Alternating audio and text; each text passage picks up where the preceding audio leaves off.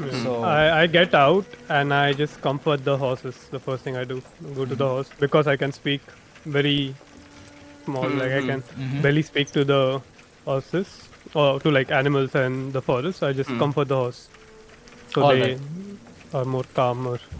all right.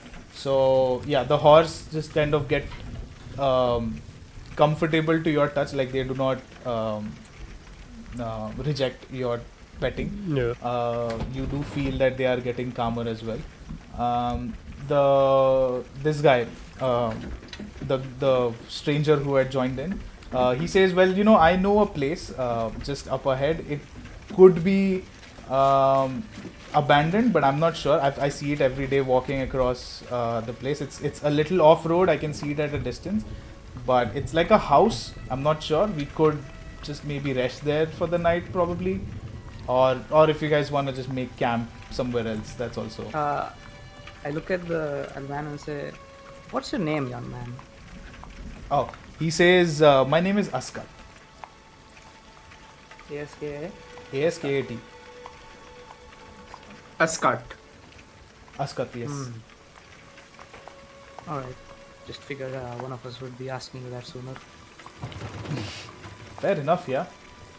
And he says, "Well, it's like an abandoned house, but I have never been close to it. So there is rumors around the village that it is haunted, but well, I personally don't believe in those things. So Is it possible to sort of since I've read so many books and everything, is it possible to perhaps try to recollect in my memories if I've ever come across this Vetayun place and nearby haunted areas and stuff? oh yeah, Would I ever have knowledge of those so things? yeah, all of you guys know that Vetayum is like a very big city. Yeah. Think of it basically as a Mumbai of that region. Right. It's densely populated. There's a lot of people. There's a lot of establishments, different kind of businesses running in there, legal and illegal as well. These things are common, and along with that, there are few villages on the outskirts of the Yeah, don't be bully. Yeah. region. Yeah, more or less. But to any of your knowledge, you do not know of any haunted places or anything like that around here. Okay. Got it. And Raku also Sure. says that go. it's a long call. I mean, ghosts. I don't really believe that ghosts exist. But if it's a house which has 4 walls and a roof, I think it could be a safe place to just build a campfire and rest for the night. Walking in the forest can be dangerous at night.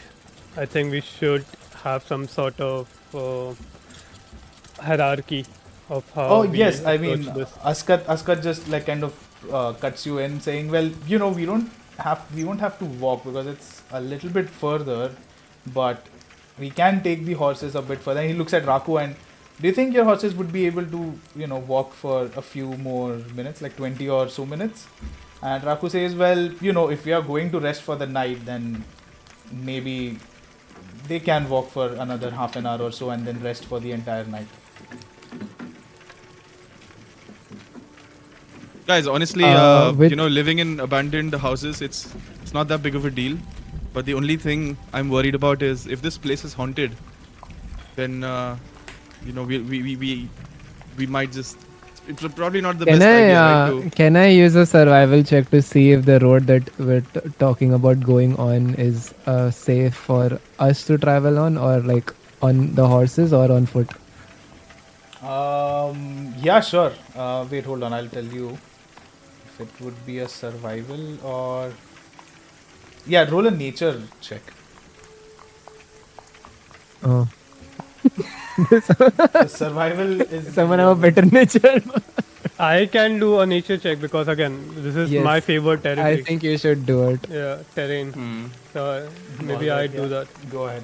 Maybe you have some proficiency, right? If you do it in favorite terrain. Oh, Not bad. Oh, Easy. 15. Nice. nice. So It's yeah, not my first time. you look at the road ahead, which is like a rough path as a forest has.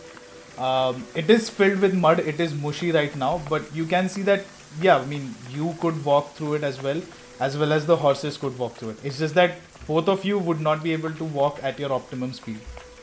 It would be very tiring because it would be, muddy and mushy.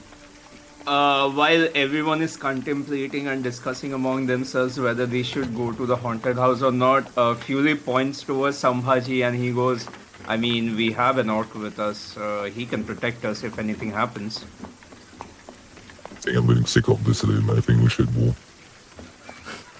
Yo, Yo, that orc sounds a bit different now, but it is true. The orc can protect us, but what if the place is haunted? Like I think Bhupendra is still very worried about. He's fixated on the fact that it might be haunted. Old man. Seems to be. Yeah. Old man. How old are you? I'm 308. And you've never been in a abandoned house before? In all I've the lived 300 years? in an abandoned town, but What are you scared of? Aren't you a wizard? I am. But what You're I'm a scared wizard, of is old man. yes, but I'm scared of particular ghosts. It's Have you that I seen don't want ghosts to before? live. Of course I have. Yep. You have I seen. point towards Riot and say, Riot is his name. Shumbhaji. Oh, he Said just it's pointed it. safe to walk. I'm gonna walk. If you want, you can come. Yeah, I'll come with you, but I want all of them to be safe too. So I'll walk with the carrot. I try to convince Spike to get out of the carriage because he is whimpering as it has been raining. I start screaming that you have been through worse situations than this. So stop acting all, stop acting all dramatic and start getting out of the carriage. Alright, yeah. S- As you scold Spike, he just kind of nervously steps out of the carriage, and as soon as like the rain hits his fur, he just kind of shakes it off, and you can see he's visibly uncomfortable and annoyed. He's a big boy. I pet Spike to calm him down, and once again I whisper something in his ears because, of course, I am proficient in animal handling. So I once again whisper something in his ears, and Spike looks towards me, still visibly uncomfortable, but he starts walking with me. Alright, so are you guys? Guys have all walked out. What the fuck? Sorry guys. Sorry guys. Sorry guys. It's just that. So half of Yeah. you are While out he now. while he talks to Spike, I just look behind my shoulder to see something in the general direction. Alright, but Look like, for are you something, looking for? I'm anything looking specific? for something. Yeah. No, as in I'm looking for something. Yes.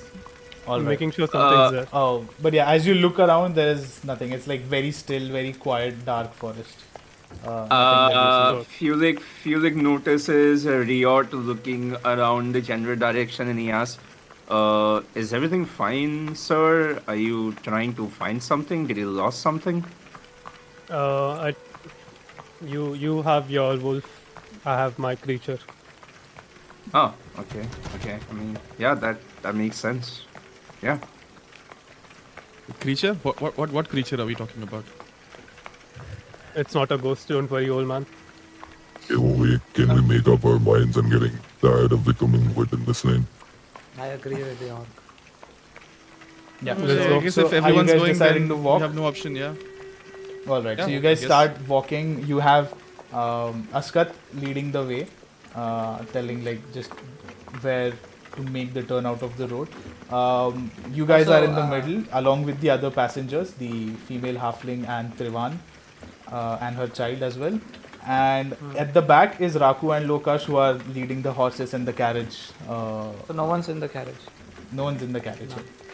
Because I kind of want to like, Velina tries to ask the halfling like, are you okay walking with your kid out in the rain?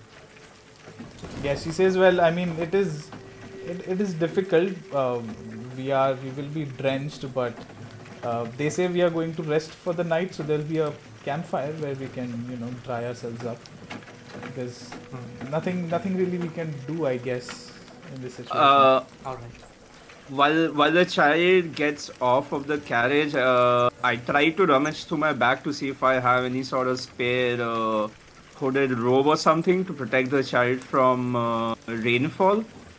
Okay. Yeah, I would say you have hooded, Okay. like a hood So thing, but I- it's very big for it because it's your size.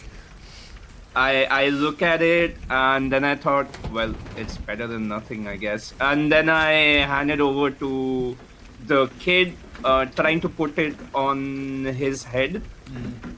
Okay, yeah, the kid's mother sees you doing that, and at first she's a bit protective again, like earlier, but then she's okay. You know, she sees what you're doing. You're like putting on a rope on her kid, and she says, "All right."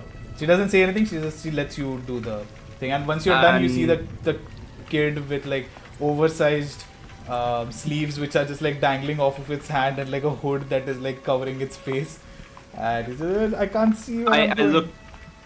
I looked towards the mother and I told her that it's better than nothing, I would say. I mean, would you rather have your kid get wet from the rainfall or fall sick or just be a bit more protected from it?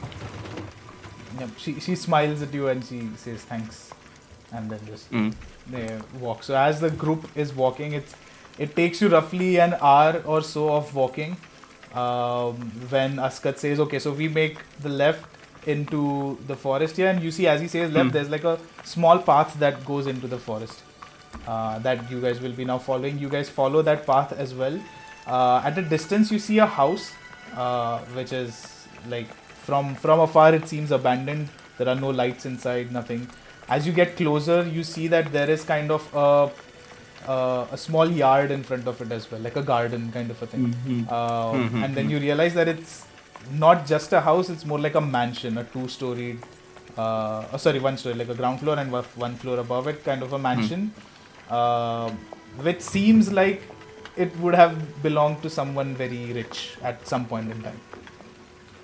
You guys get to the main gate through the garden, and in that garden as well, you see that there's like, and as you made the left turn as well, in the forest, due to the rain or whatever, there's like a mist kind of that's formed on either side of the path in the forest. And as you get closer to the house, the trees and everything have like dried up in the garden, probably because they were not tended to by anyone, because since the house was abandoned.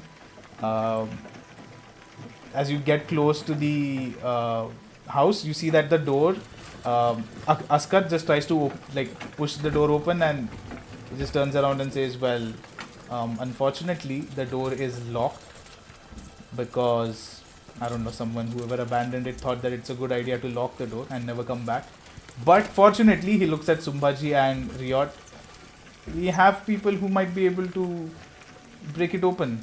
And he looks at the door again and he's like, it doesn't seem very strong either. Before Sumbhaji or Riot tries to break the door open, Fulik once again scans the general area to ensure that everything is safe around there, or whether there are traps laid around or not. Okay, so are you specifically looking for Perception. Specifically looking for any traps. And that's in the general area where you guys are standing. General area near the door or near the house. Okay, then roll a investigation. Like before entering. Investigation. Investigation? Fuck! Okay, chalo. Let's go. Hoga, kuch nahi hoga, let's I go. could have. Oh, damn! What the Nice. 3 15s? Nice. Holy shit. That's pretty Beginner's cool. luck. So you look around and you do see that right out, besides the door on each side, there's some traps. It's one of those traps where those bear claw traps, basically. If you place your leg in it, it just kind of catches your leg.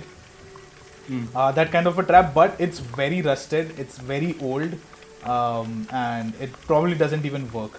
It seems like it's broken or just not usable. Fulik picks up a stone and throws it on the trap just to make sure that it doesn't work. Yeah, you throw it, it lands on the trap and nothing happens. Guys, before we break in the door, before these two, these giants break the door, sort of Bhupendra is trying to look around to see if there's any marking or something that might say, like, a signboard or something near the door that says who this house might belong to or something. Is there any sort of information? He's trying to look around. I mean, perhaps he's been looking since the left turn itself to see if there's any markings or something. Yeah, so as you look, you don't have to roll for this. You'll try to look around, but you don't really see any nameplate or anything that denotes that who this house would have belonged to.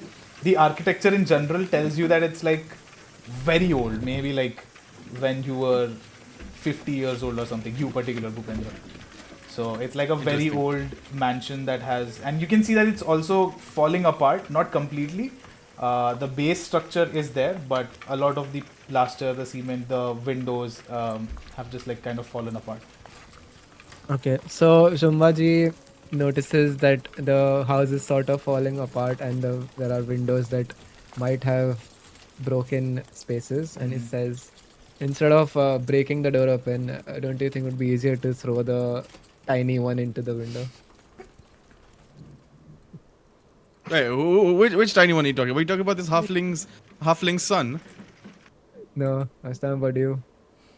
Hey, what the fuck? No, I do not consent to being thrown around. What the fuck do you think I am, a rock? Just asking. Oh, absolutely not. What the fuck, man? While they argue, Velina just says, "I'm growing tired of this," and then she tries to Eldritch blast the lock. Okay, I mean, roll damage for it. Wait, Eldritch Blast has a save, right? It's a cantrip. But yeah, it has a saving throw, right? I don't know.